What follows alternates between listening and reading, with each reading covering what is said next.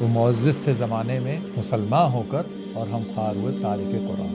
فَإِذْ أَخَذَ اللَّهُ مِيثَاقَ الَّذِينَ أُوتُوا الْكِتَابَ، اور جب لیا اللہ نے عہد ان سے جنہیں دی گئی تھی کتاب، یعنی بنی اسرائیل سے، لَتُبَيِّنُنَّهُ لِلنَّاسِ، تو تم ضرور واضح کرو گے اس کتاب کو لوگوں کے لیے۔ یہ ان سے عہد کیا لیا گیا تھا؟ اہل کتاب سے ان سے یہ عہد کیا گیا تھا تم اس کتاب کو لوگوں کے لیے بینہ کر دو گے، اس کو واضح کر دو گے، پھیلا دو گے۔ وَلَا تَكْتُمُونَهُ، اور اسے چھپاؤ گے نہیں۔ فَنَبَذُوهُ وَرَاءَ ظُهُورِهِمْ، تو انہوں نے ڈال دیا اس کتاب کو اپنی پیٹھوں کے پیچھے۔ وَاشْتَرَوْا بِهِ ثَمَنًا قَلِيلًا، اور لے لی اس کے بدلے تھوڑی سی قیمت۔ بِئْسَ مَا يَشْتَرُونَ، تو بہت ہی برا ہے وہ جو لے رہے ہیں۔